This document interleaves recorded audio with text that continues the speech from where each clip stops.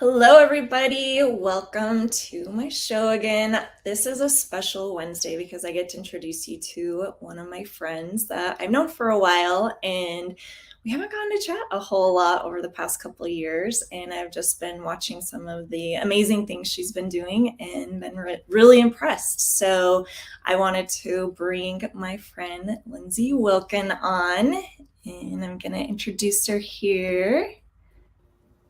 Hello, Lyndsey. How are you? I'm doing really well. I'm so happy to be here. So thank you so much for inviting me onto your show.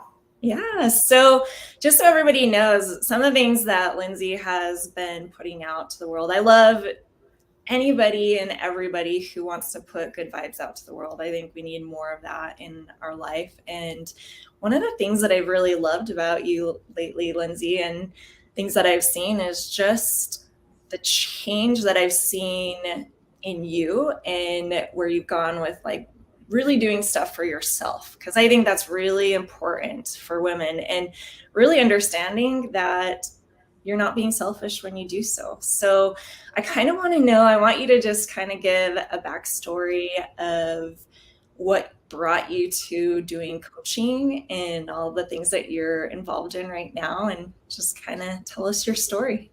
Cool. Yeah. Where to begin? So, as far as taking care of yourself, that's been a journey. So, I'm a mother of three kids. My daughter is going to turn 16, which is so crazy. I have almost all teens now. And I was born and raised Mormon. And so, the idea was just to be a stay-at-home mom. And I stepped right into that role. And honestly, being a mother is like the pride of my life. I love and adore my children.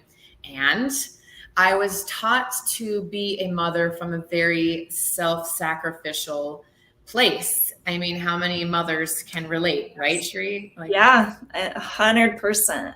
I love that you brought that up. Right. And so the idea is you give, give, give. And if you have any time left over, maybe you get to take a bath with some candles. But the truth is I was just burnt out. The word that I would use all the time is I'm overwhelmed, and I was resentful because really interesting. I've been reading Brene Brown's new book about emotions, and she talks about how resentment is actually envy. It's that you're upset that everybody else is relaxing and you want to be relaxing, but you're doing the laundry, doing the dishes, taking care of all the things, doing the grocery shopping, driving the kids to school, helping the kids with their homework, and on and on and on. And I'm not even a soccer mom. So like all you moms out there who take your kids to all of their practices and all the things, like, good on you.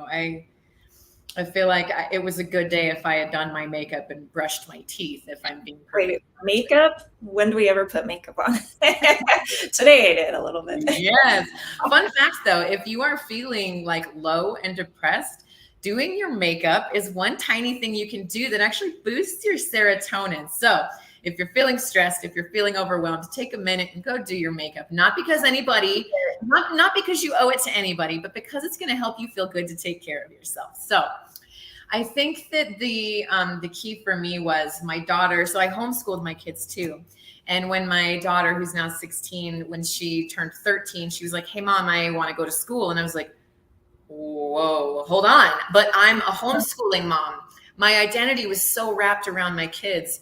But of course I wanted to support her. So I sent her to school, and I was like, well, and then all my other kids started to go to school, and I was like, well, who am I? What am I doing with my life? And at the time I was really, really into exercise, and really exercise was the one thing that I did that I'm pretty sure pulled me out of postpartum depression. Yeah.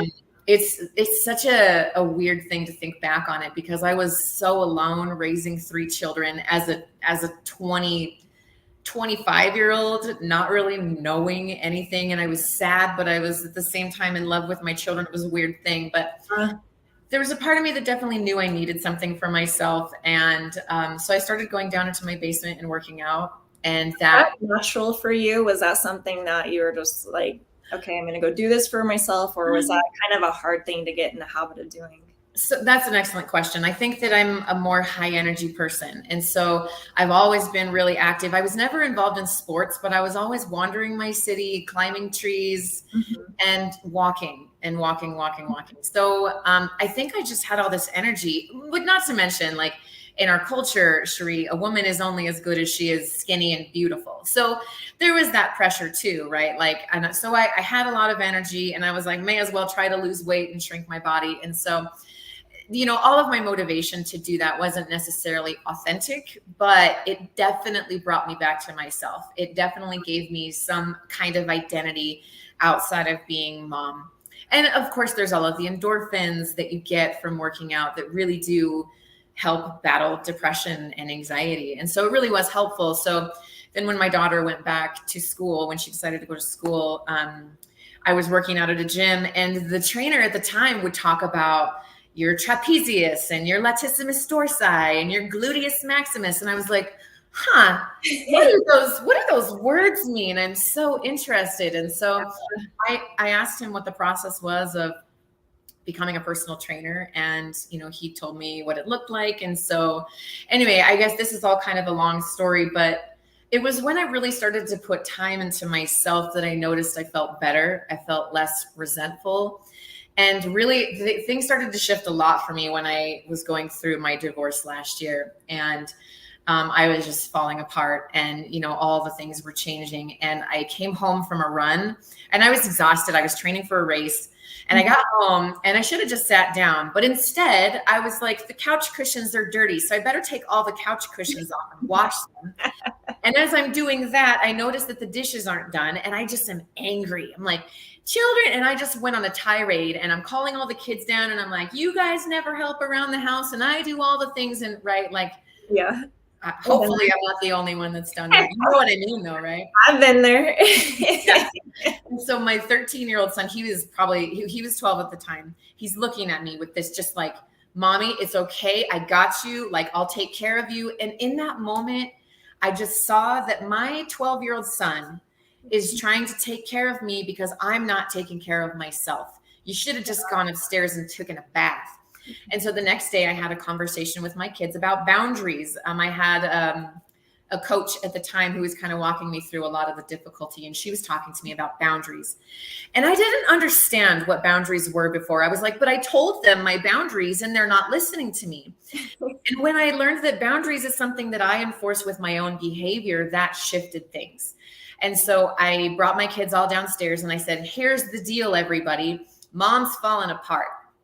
And that is none of your responsibility. That's my responsibility to take care of myself. And I no longer have the space to do all the things for you guys that I once was doing. So I said, I'll make sure that you have a way to get to school. I'll make sure that there's always food in the house. And I'll make sure that you have all the things you need to thrive. But I'm no longer going to do those things. I'm not going to drive you to school or cook you food unless I intrinsically want to. And I meant it. And I have really done pretty good with it ever since. And setting boundaries has been, setting boundaries is hard though, Cherie. It's like, it's hard to set a boundary, but it kind of frees me from doing things that I don't want to do and putting that energy into myself instead of getting mad at everybody else for doing things that I want to do. I want to play. I want to relax, I think that's really important though, because we have this feeling inside of us that we got to do everything for our kids, and we want to be super mom. I know with me, like I've always just wanted to be the best at everything, and being a mom was like the one thing that I'm like, I want to be super mom. I have to be amazing at it. Yeah. And we put all of our energy, all of our effort into all of that, when actually, weirdly enough, when we do all of that for our kids, it stops them from growing, from actually the growth within themselves. And then it also stops the growth within us because we're doing too much, right? So I love that you talked about that, because I think that's important. And I've seen my kids grow by giving them chores and responsibilities that take away from what I have to do every day. And when I see that they do those things and they're doing them because they know that I need that they want to do it for me, I think it kind of shows them how to serve other people. So I love that you've done that. Yeah. Well, and I think the other thing about this is I want to teach my children how to be, and they don't listen to what you say as much as they're absorbing who you are. And Yeah. so I wanted to model for them how to take care of yourself, and especially my daughter. I mean, my boys too, but my daughter, because I know what it is to be a woman in this culture of ours that's give, give, give, go, go, go. Don't take time for yourself. And so the women that I coach, I actually specifically love coaching mothers, because I know the struggle, and I know the difficulty, and they're serving everybody else, and they're taking care of themselves last. They're burnt out. They're tired. They want to feel better in their bodies, but they haven't quite figured out how to set boundaries. They're like, Lyndsey, tell me what to eat. And I'm like, well, I realize, Sheree, the more I do this, the less I'm talking about calories and macros and broccoli and chicken. And the more I'm talking about boundaries and mindset and self-love and taking care of yourself, right? Yeah. And I want to feel better in my body. And so how do I do that? Yeah. I love that, because that's the thing that I've learned as I've gone through this journey that I'm going on, just improving myself. I mean, my main motivation for wanting to do what I'm doing with this podcast is that I want to be a better example for my kids. And I realized that I was doing all the things for myself to be healthy, but I wasn't doing it in a way that I was teaching them how to do it for themselves.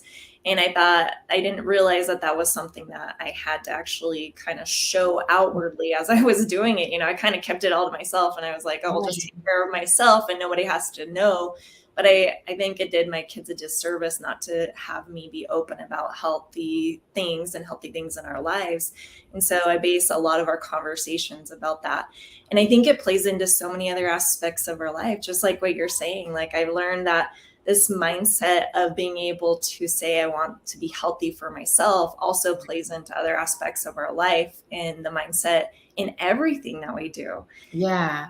Well, and specifically, I think about food and exercise. There's a really big difference between I have to work out and I get to work out, between I can't eat that piece of cake and I don't want to eat that piece of cake.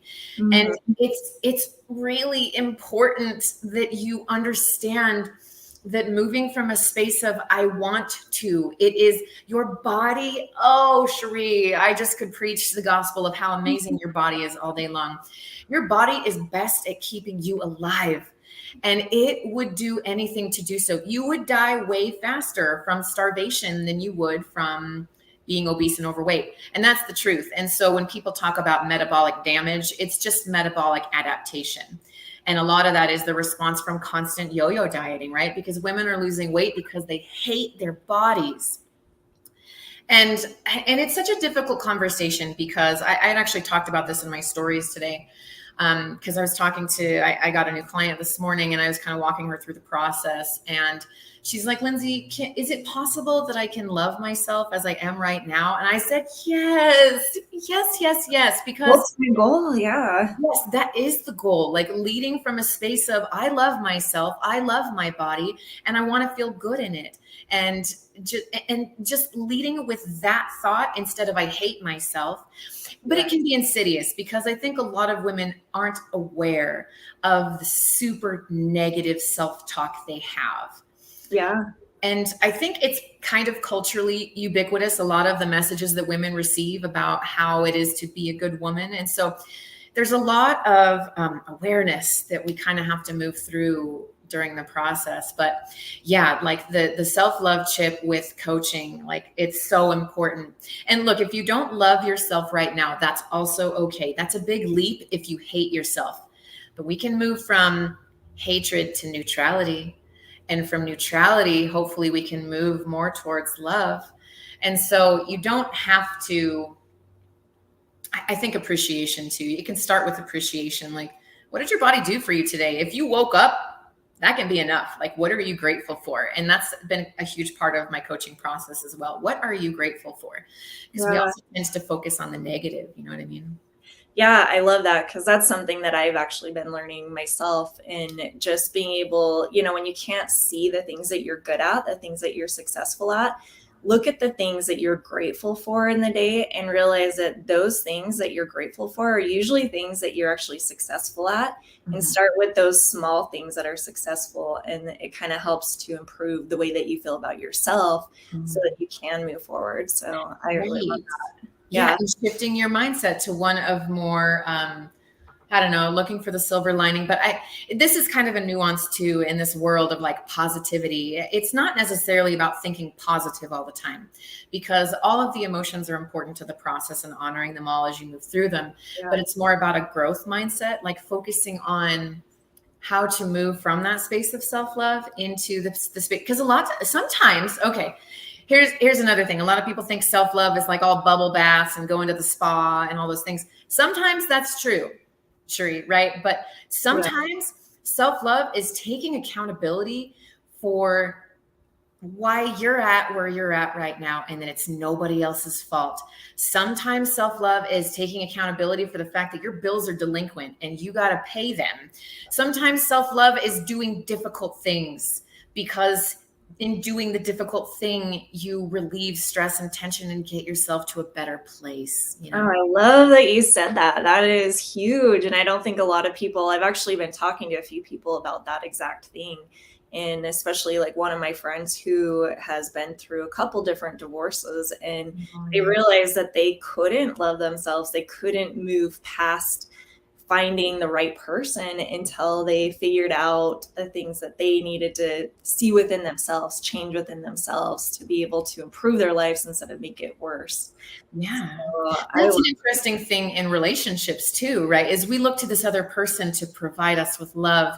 But if you're an insecure person and you can't see that yourself, my daughter talks to me about this too. She has these friends that are like, oh, I'm so ugly. Oh, I'm so stupid. Oh, and they're fishing for compliments, you know, and it's irritating for Vea. And I get it. You do need to be that source for yourself. You can't expect other people to validate you. You've got to learn that you are lovable, that you are a gift to humanity, that you are a gift to your family, to your friends. Yeah. And getting yourself more into that appreciation mindset instead of, and look, I mean, I'm just talking to you. I'm talking to myself through you, right? Like these are conversations I have with myself all the time, because I struggled with binge eating for a really long time, and shame and all the negative self-talk that I dealt with through that. Like, you know, after a binge, oh, the shame that you deal with in that space. And you're like, oh, I'm such a piece of, you know, crap. And I'm, you know, never going to get better, and I'll never amount to anything. And you just get to such a low space. And then you want to starve yourself the next day to make up for what it is that you did. And it's just a different way of thinking. It's got to be a different way of thinking, you know? Yeah, I love that, because that's something that we talked about last week on my show, is just being able to not get down on yourself when you have those days. When you have a bad day, when you binge, or when you have a cheat day that you maybe had a piece of cake or something, the worst thing you can do is to get down on yourself and be mad at yourself, because what does that do? It creates more of a reason to hate yourself, Right. and fall even more into depression. And that kind of works for all aspects of our life, where, you know, we can get upset at ourselves because we forgot to pay a bill. I know as a mom, I get upset at myself when I forget to take my kids to an activity that they were looking forward to. Just because of working or whatever, you know, I get really down on myself, and then I put myself in this depressive, stressful mode when I don't need to put myself there. I'm the one putting myself in that cage. Nobody else is. And I love that you talk about that, because that is something that many of us do. And it's easy to get into that mode of doing that. And we got to realize that we're the only ones who can pull ourselves out of that. Oh, and that you're your own worst critic. Like, the people in my life love and adore me. They appreciate me. Maybe there's some people that don't like me, but that's pretty few and far between. I am the meanest person in my life to myself, you know, and I think that that's probably similar for everybody. And so it's like the thing that you're complaining about right now, probably nobody else even cares. And specifically about bodies, you know, like a lot of my clients feel so much shame. They keep themselves from going on vacation or from going out with friends because they're afraid to show up in their skin. And it's like, people do not care about your body as much as you do. They just want your presence. And oh, it hurts me so much to see these people that I just think are amazing keep themselves from connection because they think that others are going to judge them because they're judging themselves so much. Yeah. 100%. I mean, growing up in my family, my mom just never wanted to be in a swimsuit around anyone, right? Yeah. So she never went swimming with us. She never went and got in the water at the beach with us. And that was a motivating factor for me to just never, no matter what my body looked like, no matter how I felt, I always was going to get in the water with my kids. I was always going to do those activities, but there's so many things in our life that we miss out on when we hold ourselves back, and it's ourselves that are holding ourselves back. Right. Like, you know what you need for a beach body? A body and a beach. Like, just go out there. And it's such a difficult thing because it does keep you in that really negative feedback loop of, but it's like, look, if your pants don't fit you, stop trying to change yourself to get into smaller pants and buy clothing for the body that you have right now. And it doesn't mean that you can't still move towards losing weight. That's fine. But there's really something powerful about, one, feeling comfortable in your clothing, right? And anybody can dress for the body type that they have. I have two dear friends of mine that I just adore and think are incredibly beautiful. And they shop at Torrid. Torrid is it's a shop for heavier ladies, for curvier ladies. Mm-hmm. And they know how to dress for their bodies so well. And I just love that. They're the Lizzos of the world, that are like, this is my body and I'm proud of it and I'm grateful for it. And that's such a powerful space to be in. And I think there's a fear that if women accept the body that they're in, that means they're giving up. And it's just, again, it's a different way of thinking, I think you definitely have to have that confidence start from somewhere. So you might as well feel good in your own clothes before you try to make any improvement, because otherwise you're going to be trying to fit into something that you might not. And you're going to be just depressed all the time. But when you feel good about yourself and you feel confident in the way that you look, then that's when you're ready to make changes for yourself. And so better. Yeah, this is the interesting question though, Cherie. Let's talk about this, because how does one build confidence? Mm-hmm. So I think with my clients, focusing on the things that they can appreciate their body, they can appreciate about their body. But also something that I've learned is, I think that saying you're going to do something and then doing it builds confidence as well. So you can come at it from a bunch of different perspectives, but I'm curious to hear what you have to say, because I think this is an excellent conversation. How do you build confidence? How do you build self-love? Right? I love this topic. Actually, it's one of my favorite topics. And I'm actually reading a book right now called Radical Confidence. And I highly recommend it to anyone who feels like they struggle with confidence. And people who see me, I'm doing this podcast, I'm doing these lives, and they think, oh, Cherie must have all this confidence. And I'm a very social person when it comes to meeting new people. For some reason, with new people, I am really good at it. And I think it's because I've always had a fear of meeting new people. So I've always been the type that whatever my fear is, I'm going to try and go after it and conquer it. I just don't want it to be fear anymore, right? So it's really easy for me to go up to people I don't know and try to make friends with them. Now, it's really strange. This is a really strange thing about me, is that when I'm in front of people I do know, like, even if it's just one-on-one with some other person, I tense up and I get really bad anxiety. I get social anxiety with people that I actually know a lot better than new people. And so it's a really strange dynamic that I have.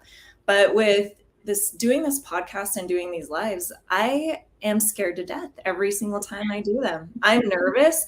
I don't really, the one thing that I've learned in all that I've been reading and what I've been trying to help myself with is you don't have confidence unless you have competence. And by having competence, I mean, you have to go out and try to do that thing before you can have confidence in doing that thing. If we wait around for confidence to show up before we do that thing, it's never going to happen, because you actually have to put in the work of doing that thing to be confident at doing it. This is so fun because my daughter is learning to drive right now, and she's so afraid. Like, she has the fear of God in her that she's going to crash the car. And in some ways, I want her to have a healthy respect, because she's quite literally doing one of the most dangerous things that any human can do, which is drive on the freeway. But I told her, you're in a tough spot, because what you need to feel better about it is to move through the fear.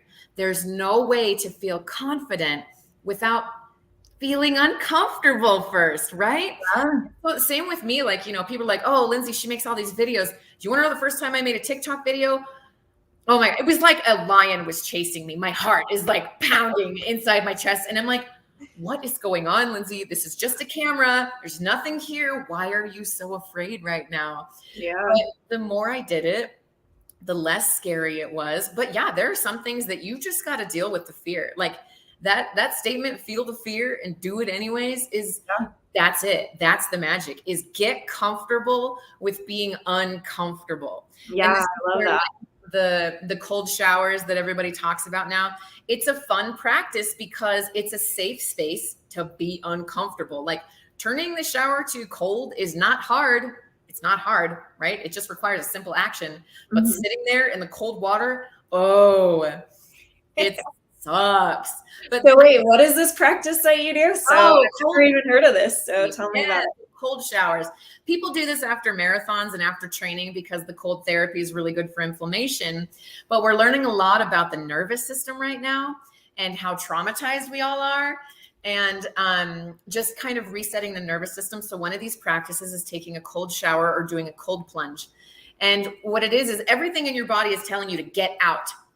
But the practice is, hey, body, I'm actually going to tell you that this is a totally safe environment.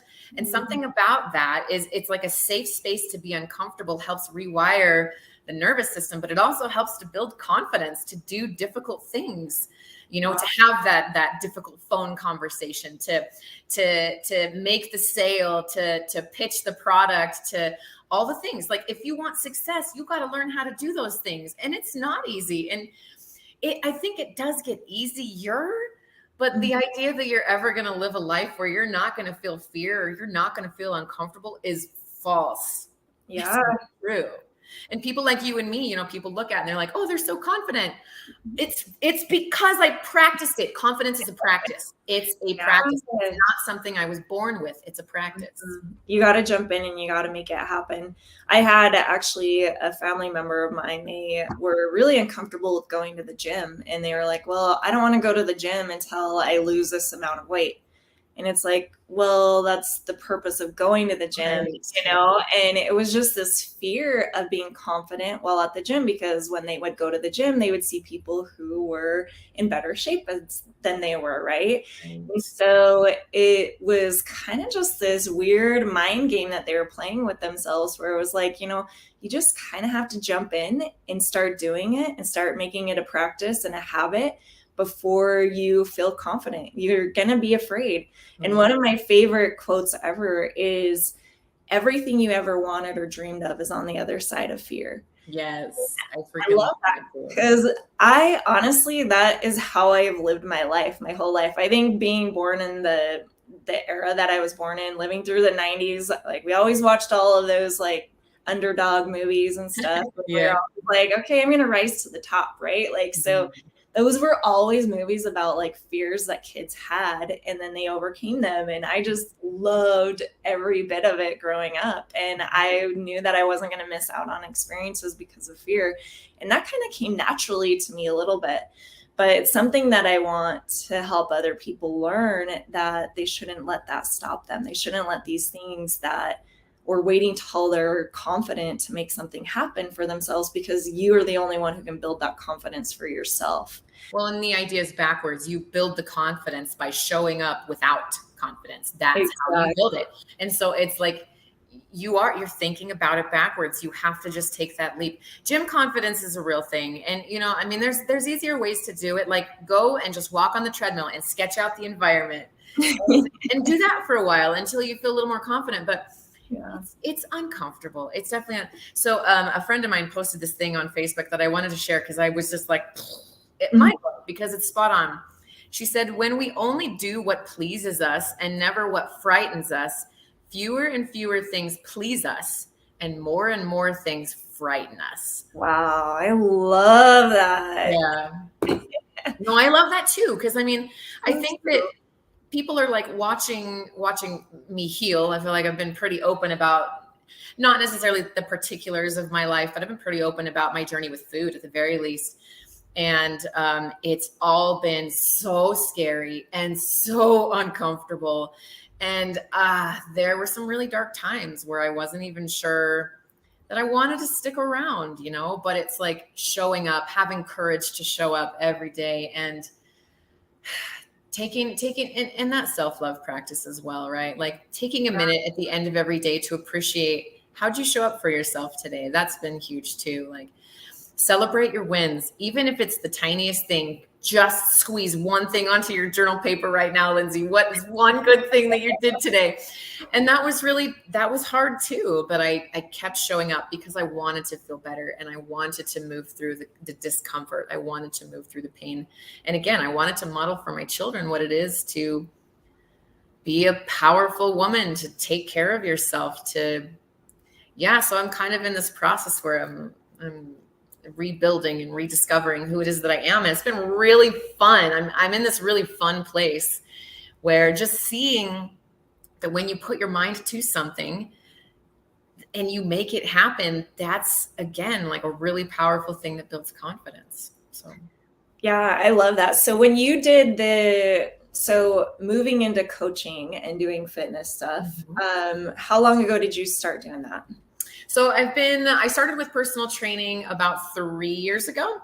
And then when COVID happened and all the gyms shut down, I got a certificate in nutrition and started coaching people online. So I've been doing nutrition coaching for 2 years, and now I'm mostly doing nutrition coaching, but I still love like the personal training aspect of things, because I tell you what, girl, if we're talking confidence, there's nothing quite like squatting like your body weight that makes you feel like a badass. Hell yeah, it does. I love that. Yeah. So what has been I guess you and I had kind of talked about this before, where we talked about how people have just a negative way of thinking about food and diets. And I know I'm one where I want people to be able to understand that when we feed our bodies the right things, good things happen within our bodies. And it's not about dieting. And I love how you kind of were talking about it in the beginning, how it really had to be that I want this for myself and not that you're restricting it. So I just wanted you to kind of talk a little bit about that for yourself and how you coach with that. Oh, yeah. Oh man, I tell you what, where to start with that. So the binge eating was worst when I was personal training, actually. And the idea was that my body is my business card. And I really rebelled against that because I just felt like so much pressure to be thin and to be all these things. And that if I wasn't thin, then I was a hypocrite. But I felt like a hypocrite. I felt like the biggest imposter, because I would go to work and I would train people, and then I would go home and I would eat all my feelings. And so it was a really difficult process. And I remember just that I would eat and then I would just obsess over when I was going to eat again. And I was like, there is something wrong here. This is not normal. So what's going on? And I started studying yoga, because I was teaching yoga at a facility for teen girls who had suffered trauma. And I had also discovered intuitive eating at the time. And the idea there is just truly connecting to self and learning to trust my body. And so, I had actually worked with a coach just to kind of get a feel for how other people coach. And that was actually really fun. I loved her. She had a British accent. She was so cool. That's cool. But she introduced this idea to me that if you're going to go to food for comfort, allow your food to comfort you. And I'm like, I don't know why that was so mind-blowing at the time, because the truth is when I would binge, it was totally mindless. I was not tasting the food. I probably wasn't absorbing the food because I was overwhelming my body with sugar and calories. And I just felt awful all the time. And so when I really took note of that, it took me a minute to recognize, oh, there's something that you're feeling right now that's making you want to numb. And that was another thing, recognizing that I was using food to numb. That was a powerful realization too, because, and I actually got this when I was teaching those teens, and one of them, one day she had cut herself. And so she had gotten on what they called team, which meant she needed to be supervised all the time. And I just, out of curiosity, I asked her, why did you cut yourself? And she said the pain of cutting herself was better than the pain of whatever emotion she was dealing with. And in that moment, I was like, oh my God, I'm doing the same thing with food. I was using food to harm myself. And so those realizations really were quite profound for me. And so when I recognized that I was wanting to go to food, and that was difficult in the first place, learning to pause before I would eat. Are you hungry?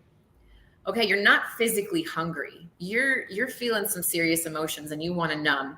And there's lots of different things you can do for emotional eating. Like if you're depending on the emotion that you're dealing with, you may call a friend, you may pet your animal. There's so many different strategies. But if in the end you decide to go to food for comfort, allowing the food to comfort you and removing the shame. And so I would sit down with I would plate my food and I would sit down and I would do my best to eat it slowly and really taste the flavors and appreciate that I had this food to comfort me, because it's normal. So many people use food to comfort themselves because there's a built-in reward system, dopamine, right? Yeah. So removing the shame from that. So that's honestly a lot of how I coach. Like shame thrives in the dark. I didn't tell anybody about my binge eating, but when I started opening up about it, other people were like, oh my God, you binge eat and you're like this fit trainer? I do too. Can you tell me how you moved through it? And once I started talking about it and realized how many other people struggled with this, it was like, oh, I need to talk to people about how I moved through this. And I was still moving through it, right? Like I was learning how to move through it. And so, yeah, a lot of it is holding a safe space for them so that they can feel comfortable admitting to you the fact that they just ate an entire cake, right? Like, hey, I tell you what, when I was going through my divorce, I ate cake for breakfast, lunch, and dinner one day. Like there's nothing you can say that's going to shock me or make me think you're gross. Like I get it. I understand. And so I think with coaching, a lot of how I coach is with compassion. I never am disappointed in my clients because I know that everything that everybody does is just an attempt to regulate their nervous system. You're just trying to keep yourself safe. So when you can see that as the most loving thing you could do for yourself in the moment, because you didn't have any other tools, and I teach you the tools while we give ourselves grace for the tool that we had that served us while it did. So seeing that as a compassionate option, you know? Yeah. No, I think that's awesome. Actually, one of the things that I've been going through with my journey is I'm getting to a point where I'm on a very strict diet because I'm trying to get to a very lean level. So yeah, girl, I'm curious about your story. Well, I always tell people, I'm like, I'm not doing this because I didn't like the way I looked or anything. You know, this is just something that was going to be hard for me that I'm trying to do for myself. Right. Just something that I knew that it was going to take a lot of effort for, you know, and I'm getting to a point where a lot of the foods I'm eating are kind of getting old, you know, and a lot of them I'm kind of rice and broccoli. Yeah. And I'm getting to a point where I am seeing that I'm pretty much I'm getting to my goal already, you know, so I'm starting to like celebrate before I even get there. Right. And congratulations, by the way. Oh, thank you. But the crazy thing is that I learned with all of this is like with the guy that I'm working with is he says, you know, you do need to cheat. Like when you get past a certain point of your growth, then make sure that you plan those cheating days, because when they're unplanned, that's when we like start to get down on ourselves and we start to like beat ourselves up. Right. Mm-hmm. But I kind of love that you're kind of talking about the same thing where you're saying, you know, plan that meal, plan this thing, and get through whatever you're getting through emotionally with that meal, if that's what you're doing, but plan it so that you're not like, okay, now I need to have cake tomorrow for breakfast. Right. Like you can be done with that emotion and say, hey, okay, I realized that place where I was at, this wasn't about food. It was about this other thing that happened today, or this other thing that happened last week, or some way that I'm viewing myself that maybe I need to self-reflect and say, hey, I needed to get through that emotion, and food was my comfort for today, but tomorrow's a new day and I'm going to live it to my best. Right. You know, the all or nothing mentality is so damaging. It's like all or something, right? Like that's a way better way to see it. And I think with food, you know, it's so when clients come to me and they're like, "Hey, I want to train for a competition." I'm like, "Cool. Let's look at some things really quick because honestly, some of those competitions are ripe with eating disorders." And so I think that you're in a different space where you're like, have a healthy relationship to food in your body. And so that is a beautiful space to like work the macros and work the calories because it's a totally different way of seeing. Like you have this goal and you're excited to see it through. And I love that for you. And I also have thought about the same thing. I thought it would be kind of fun to like journey what it would look like to get a little bit leaner. I'm still debating on whether I want to do that, but I think it's hard. Yeah, sure. It's difficult. And if you don't have a healthy relationship to food in your body, it can be a really, really difficult process that can drag you down a hole. And as far as the cheat days, this is something that may seem trivial, but I like to call them refuel and refeed days because when was cheating ever a good thing, right? But like I love that. Yeah, a refuel and a refeed, your body actually definitely needs to replenish the glycogen stores that when you're in a fat loss phase. How long have you been in a fat loss phase for? I actually am more in a muscle building phase. Yeah, girl. Okay, so cool. Even from the beginning, like I didn't really feel like I needed to lose weight. So I probably just for a month, I did like weight loss and then. Good for you. Cool. That's fun. And I love that too. Like building muscle, actually you need to be in a calorie surplus, which is difficult for a lot of women to eat more food to build the muscle. That's been my issue is I used to not eat as much food as I eat now. Like I eat crazy amounts of food and it's a whole different way of thinking and I love it. Right. And like the amount of protein that you need to eat to build muscle is like way different than anything you've ever eaten before, right? Yep. Yeah. And so then it's like, look, I can have the cake, but if I have the cake, it's going to get in the way of my goals. And what's more important to me, the cake or the goals, right? Pleasure in the moment or the thing that I want long-term that's going to take a lot of effort and a lot of patience and time. And I mean, sustainability wise, it takes, I think it's like a month to build 1 pound of muscle. Like building muscle is super difficult. It's actually harder to build muscle than it is to lose fat. And a sustainable fat loss is about 0.5 pound to no more than 2 pounds a week. But that's another thing, right? Like people have such unrealistic expectations for losing weight and gaining muscle. You know, it's like you really want to work with your body. You can do a really extreme calorie deficit and lose weight really quickly, but that's so damaging to your body and your hormones and all the things, right? Because again, your body wants to keep you alive and it does not know that you're willingly dieting. It just knows it's getting less calories. And so it's going to be like, okay, we better slow things down a little bit because we don't know what's happening. And it's so interesting. Bodies are so interesting. Yeah. And you know what? That's what I realized I was doing because, you know, I always based all of my eating habits off of things I learned growing up. Right. And there were so many damaging things I feel like they put through different diets and through the media that were not healthy for us. And I learned all those ways. Right. Yeah. So many people are afraid of bread. So many people are afraid of carbohydrates. Like, I've got 2 clients right now that are afraid to eat fruit. I'm like, oh, what has keto done to the world? And like, look, if you intrinsically love eating keto, that's cool. Good for you. But I'm going to say that it's done a lot of damage to a lot of people. You know, just fruit is not bad for you. It's great for you. So, but yeah, just fear, all of those like ideas that you learn from diet culture and watching your mother diet, I assume, because I watched my mother diet my entire life. Yeah, dieting was always going on in my house. So I was always, when I was 12 years old, I went to the doctor and this was the first time I ever thought I was overweight. Like I never saw myself. I never saw myself this way. Like I always had dieting going on in my house, but it was never something that I ever thought about for myself until I was 12 years old. I go to the doctor and my doctor told my mom, he's like, she's overweight. We need to put her on a plan. And looking back, I'm like, I was not overweight. I was going through puberty. And that's kind of what happens when you go through puberty. Your body changes. Yes. We need our daughters to understand that that's a natural process. And I talk about that with my daughters all the time because they're teenagers. You know, I got a preteen and a teen right now.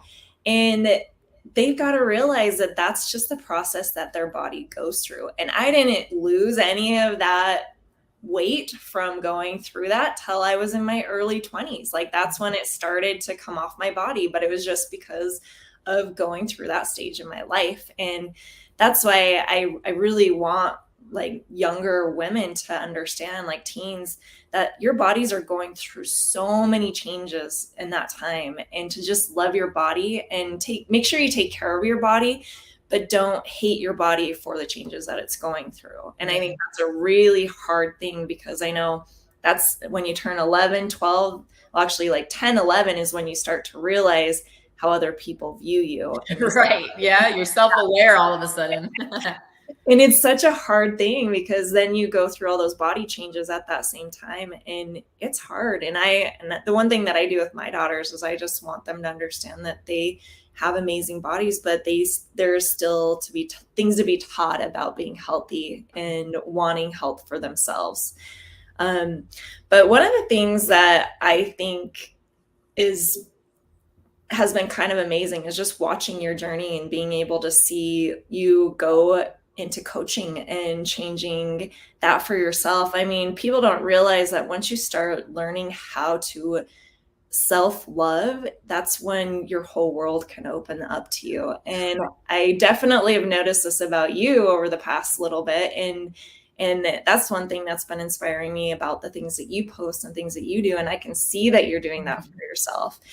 And it's kind of weirdly like infectious when you start loving yourself. People notice it, people see it. And I think that that's just something that through coaching, everybody gets to have a little bit bigger piece of and understand what it means to self-love, because I don't think a lot of people understand what it means to self-love. So for you, what would you say would be the first step for somebody who wants to, I mean, there's a lot of women, especially in the state that we live in, that are going through the stage of going from being a stay-at-home mom to getting into a career or starting their own business.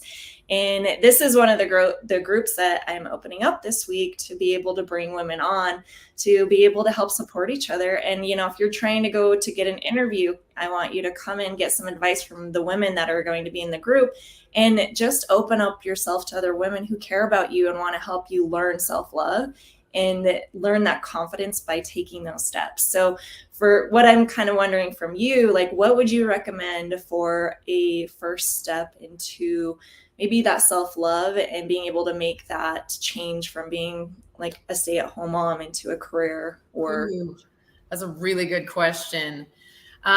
Setting boundaries around your time doesn't feel good, right? We're coming back to that uncomfortability. But you feel it afterwards, that you have the extra space, that you're less resentful, and so getting really clear about what it is that you want. What is it that you want? Maybe you can journal about it. Maybe you can meditate on it. I don't know. I think figuring that out is step number one. What is it that you want from your life? Get really clear on the steps that it's going to take to get you there, and start moving in that direction. And know that your focus is going to be less on your kids and more on you. But also know that that's so good for you and your kids. Yes, I love that you said that, because I don't think moms understand that. Right. No, there's just all this guilt. And don't get me wrong, like I still feel the guilt, like leaving today because my son was a little bit sick. He wasn't feeling very good. And oh man, the parenting guilt. I'm like, will it ever go away? I don't know. I'll let you know. My kids are teens right now. But I think that it's not debilitating, and the trade-off of joy that I experience, and not just the joy that I experience, but the incredible miracle it is to watch your kids thrive and solve their own problems and move through conflict is priceless. And they can only do that if you step out of the picture. You know, Yeah. don't want to solve other problems, and they don't really want you to solve other problems. You've got to let them solve their own problems and start solving your own problems. And you solving your problems will show them how to solve their problems. Yeah. And I don't think it's a bad thing to let them be a part of that process sometimes, like maybe it's something that you're problem solving that's not too personal that you can share with them. Yes. You need to actually see it being done. They can't just be told. Kids do not like to be told, especially if you have teenagers. Right. Oh, Teenagers nobody can know everything. Yeah, I don't know anything to my teenagers, right? But Right. when they see the actions that I'm putting forth, that's when they actually really learn it, right? Like Right. you got to catch it, not chase it. And so, Yeah. And cultivating that time where you can have those conversations with them, right? Like family dinners, honestly, are a great idea, or some kind of time where you can all gather, or maybe you spend individual time with each of them. Put it into your calendar, right? So you're having these conversations with them. And like, look, my teens, I'm having conversations with them about sex. I'm having conversations with them about substances. Look, teens are practicing being an adult. So you got to have these hard conversations with them. And it's actually really fun. It's really cool to see how they're forming their ideas of the world. And I actually love having teens. Can we dispel the myth that teens are awful? Teens are amazing. You know what? I actually have loved that myself too. Like my kids, like especially my daughter, because I'm always like, she has a boyfriend right now. Yeah. And he's 2 years older than her. So it was a bit nervous for me to have her have her first boyfriend, but I constantly am having those conversations with my kids about substances and about sex. And, this is the way that we deal with it at my house. As I start talking about it, my kids are like, Mom, not we talked about this already, right? And I love when I get that reaction, because guess what? When I was younger, I was like, Dad, I'm 18 and I kind of already know stuff already, right? I didn't want to be in that place, but I grew up in such a different type of world where we just didn't talk about that stuff. Oh, same here. And that was not helpful as a teen. I'm lucky that I wasn't a pregnant teen. I'm telling you that right now. Lucky. Yeah. I was not taught anything about sex. I wasn't taught anything about contraceptives. I wasn't taught any of that. It was just, don't do it, Yeah. Yeah. And so it's kind of, I love the idea. There's this podcaster that I love to listen to. His name is Ed Millett. I don't know if you or Milett. I haven't heard of him. The thing that I love about him is he talks about it is our choice. It is our ability. It is our wave that we need to make for our family to change our family tree. And he says, you are the only one that will change that branch. If you don't change that branch, nothing will ever change. And so with my parenting, with everything that I'm doing, like even just trying to be healthier for my family, I'm changing that branch in my tree to have a different understanding of life. And if I don't make that wave, if I don't make that happen, then that won't change. I can change the whole legacy of the generations that come after me, but unless I do it, it's going to stay the same, and it's going to keep branching in the same direction. Yeah, absolutely. And I mean, I think that's another part of like, mothers transitioning to a career or trying to change your relationship to food in your body is like, you got to be aware.